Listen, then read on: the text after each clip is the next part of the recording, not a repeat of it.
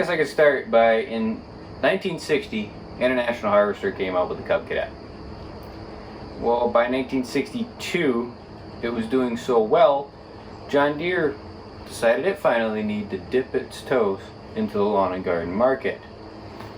So they were testing and developing the 110. We all know the 110. They made 300,000 of them, 350,000 of them. And it's continued to today. Well, 1963, they decided to come out with the very first lawn tractor. The Model 110, which features 7-horse Kohler, and some other sporting options, belt drive, variable speed to create a 21 speed that a lot of people didn't understand. But it was meant to be more of a creature comfort, and it was Deere's first attempt at it. So after all the prototyping, they built 1,000 of them. Serial number 2,551 to 3,550. Well, they dispersed them across the entire country. Quite a few actually made their way to the Northeast, which you can prove. There is a book that does feature all of them, where they were all sold, where they were all located. Mine, which we're going to discuss today, was sold in Syracuse, New York, and it's finally made its resting place here in my little hometown. So with that, being it was Deere's first lawn tractor, they had to test. Throughout each and every year, they changed it. They made it better. They advanced it. They just did things that they were learning on their way. And you can't blame them for it. Yeah, you gotta laugh at them, why they did it, how they created it. Well, that's because you and me, we worked on them. And we've worked on every year all the way up through.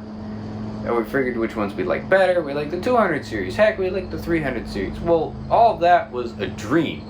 And that didn't come until 20 years later. But the biggest point this video is going to be about how to tell each and every year from 63 to 67 what they did, why they did it, how they changed it, everything that Deere learned along the way to bring them to where they are today, which, yeah, to some people, junk MTDs you can buy from Lowe's, Home Depot, never built like anything before. Well, when this first came off the line, people on the assembly floor were thinking the exact same thing. This is just junk, trash, throwaway, it'll never last. Here it is, well, at least, I'm trying to think, it'll be 57 years now. It's still running today. Let's take a look.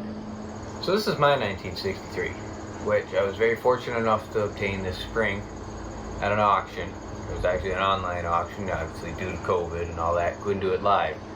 But I was lucky enough to buy this one, so-called from the original owner's son, is the stories I've been told. This one is serial number 2,788, which makes it the 237th build, which I think is pretty cool. That is that one that it ran off the line. There's some very distinctive features on a 63. So some of the most distinct features on a 63, just walking up to it, that anybody will recognize straight off the fact, is the manual lift lever being above. Now the idea was they were trying to make it the same height as the variable speed lever on the other side, which has its own specific action. Well, they ended up that they lowered it on the rest of the year. So this is the only year that has it up high, extremely up high. It was a leverage problem. They actually made the lever longer by the time they had lowered it, which is even better for the customer's use. Another big thing, the hood is actually molded specific to a 63, and this one having headlights. So far I've been told on Facebook and all that there's maybe 5 or 6 63s that actually have headlights. So whether or not, I don't know if that may have left Deere dealer as an option. It was in the book as an option. So whether or not somebody actually paid for it to be on there or put on at a later date, I don't know. This one does not have the tail light, so it's very iffy. It could have been put on it very easily. There are instructions in the kit, all that. So with that, the hood is specifically molded fiberglass, which the fenders, original fenders, are also fiberglass, but a lot of times got broke. Very simply because of this. You put that kind of weight on it, it snaps them off. These were replaced with steel. So someday, maybe Dad and I will remold these and make some fiberglass ones, but that's down the road. So I'm not worried about it. It was a common issue. Next big thing that you can notice, well, this doesn't have the pulley guard on the engine. Now, very specifically, this being a 7-horse Kohler, all the rest of the years they used 8-horse. We found out that 7-horse was just a little weak for what they needed, so that's what they started out with. Being that it's a 7-horse, and I actually had to discover this was missing. And I got handed it from a guy that bought extras from the auction. Luckily, I became friends with him. This is a 7-horse only cover, and actually wheel horse used the same cover, so I was hopefully going to hunt down some wheel horse parts to make up the difference. This cover also has 3 screws on it and is bubbled out differently. So if you look on 63s, a lot of them have this cover missing. That's because the screws come out. But that fits right on there. Distinctively, what makes it a 7 is this little bracket on the side here. See, that molds down to the side of the engine. 8-horse and up actually have the tab clocked up here, which screws up here. And we can compare that once we move to the 64 and up lineup. So, big thing that in 63, I'm assuming almost all 63s were like this, that it came with Firestone tires all the way around, all 4 tires. This one has all 4 original Firestone tires. Now in 64, they actually offered Goodyears. So that's cool that this all had Firestones. Other big thing to look for is it's got a 3-speed transmission, not a 4-speed. It's a 3-speed, which were very weak, tend to break, a lot of problems, very hard to find. Specifically, these were built for John Deere only, just the way the cast and the pulley setups were. The pulley is completely different, which is cast, not pressed steel on all the later ones. But it also came with 3 lugs instead of 5, which again had another issue, that it was weak. When the centers would wear out and you'd have to replace them, they replaced them with 5 lug. There was nothing wrong with that, but that's what they came with. Or what was the option as a replacement to fix them. Other big thing that I learned, just on appearance wise, the dash itself is different, bent just a little different. The decal is completely different. The throttle and choke levers are actually red, not black. These are red. So that's even cool that they changed them just for visibility issues, so you could see them. They went to the black later on because obviously you could still see them just fine. Another big one was the battery box when I started playing with it. It has 4 bolts on either side that bolted into place. Everything up literally has 3 on either side. So why they put 4 on either side? I think it was clearance issues with the notch bracket here for the left lever and the variable speed lever, but they figured that out. So with that, we can actually continue to the other side and to the front and look at those different pieces.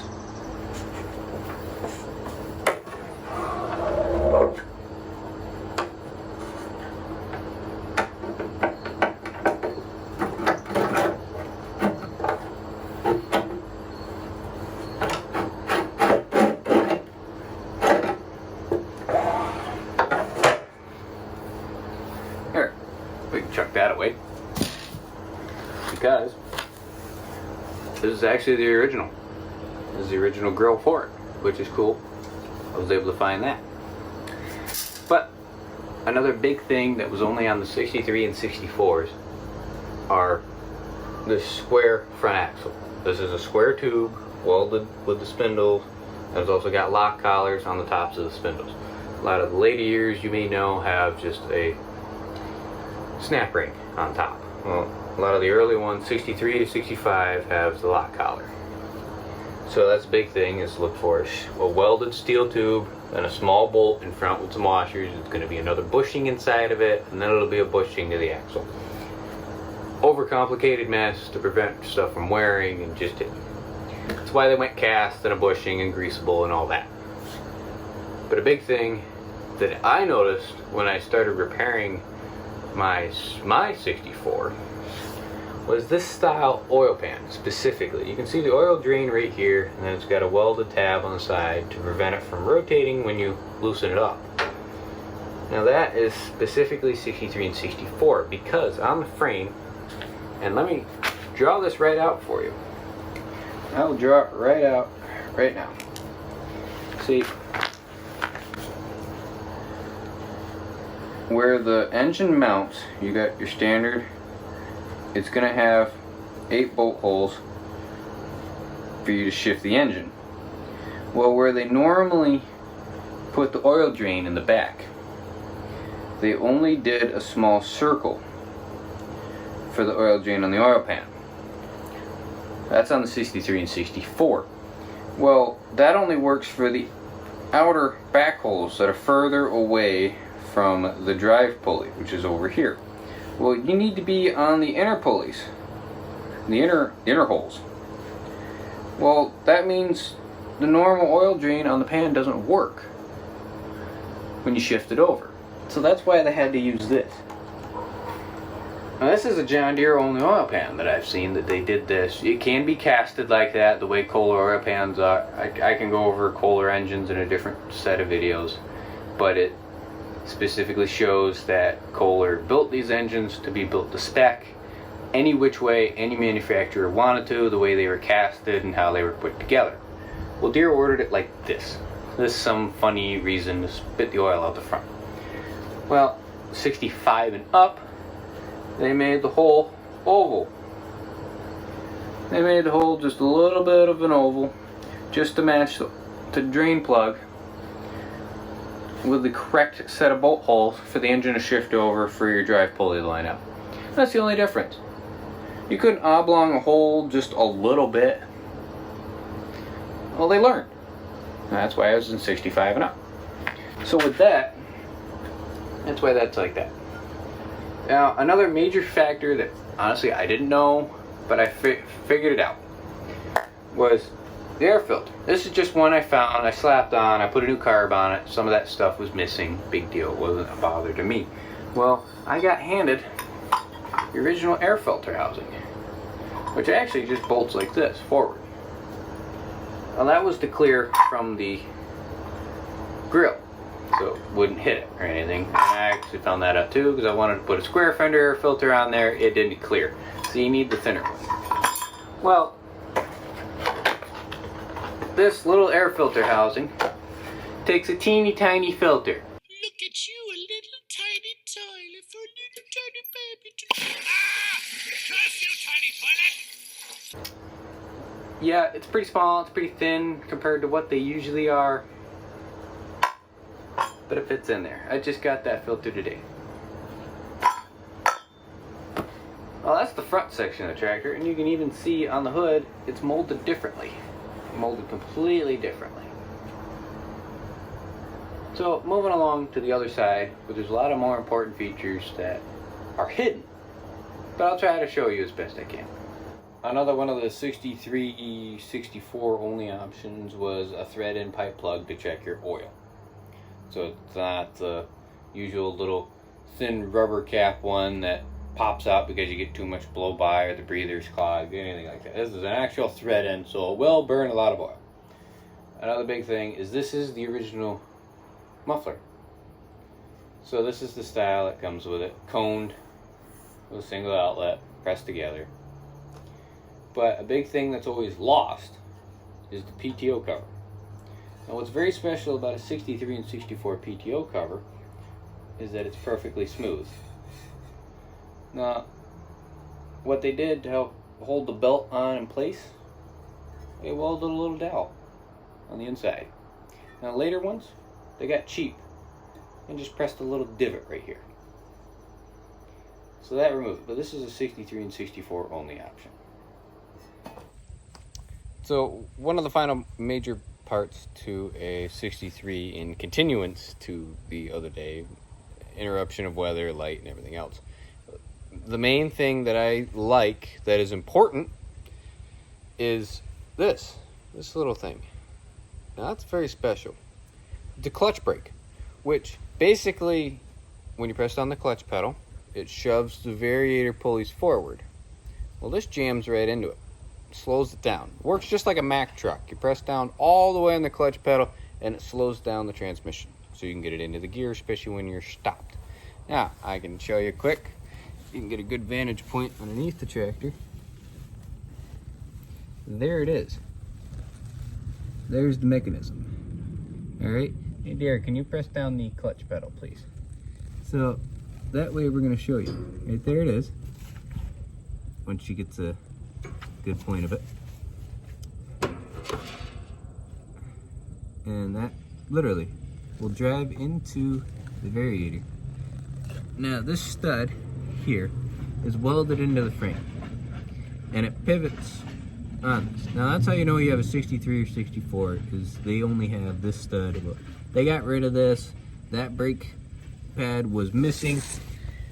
That's why I had to get hold of one of these and was able to make a few more so that I did have them, because my 64 was missing it, Dad's 64 was missing it, this 63 was missing it. Luckily we did have two arms. I'm not too concerned about mine not having it.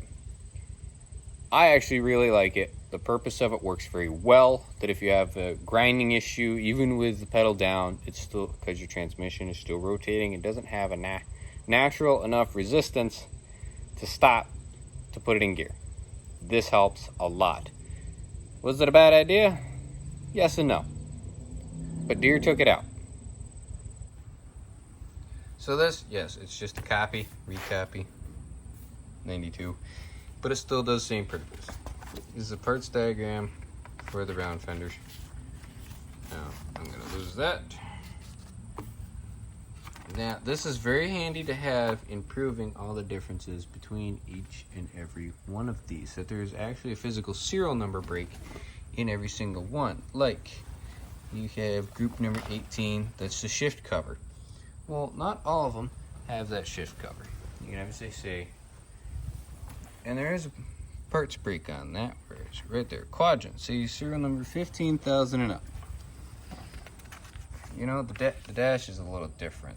The fenders are going to be different. The way they're bolted on is different. The seat cushion, you know, I do have two seat cushions there. That was a specific option. Gas tanks might be a little different. Right here is a big one. This is 63 and 64 only. The rear hitch, the way it bolts onto a 3-speed. Then they changed it to the 4-speed. You know, then at 67, we'll go over it. Literally, even a hitch adapter. It's going to show just about every single page. The battery trays are different. The hold downs are different. You know, the hoods are different. The hood supports are different. The heat shields are actually different. I'm sure, obviously, the engines are different. They changed the mufflers. They changed the breather style. Every single page shows the difference. Actually, here's the different styles in oil pans right there directly. See, there's where the hole is down below in the middle, and this is where it comes out the front. So that's different. Internals of the engine, pistons, obviously difference between 7 and 8 horse. There are two different style camshafts, two different style governors. Starter generators are all basic of the same nature. Right there shows the difference of the screw-on style and versus a press style. Doesn't show the difference in the tabs though. Carburetors are different. The internals of the carb. Air cleaner. It doesn't show the difference of the air cleaner, but there it is. It's smaller. Those throttle handles. See? That's got a red pigment to it. So does that one. But these ones are black by definition. So, you know, it's not, I'm not going to directly show that. The voltage regulator may be different. That reminds me. but we'll continue with that. This actually doesn't show it. Oh, I'm messing up on this. Let's see. The wiring harnesses are different. See, you get a 63 only.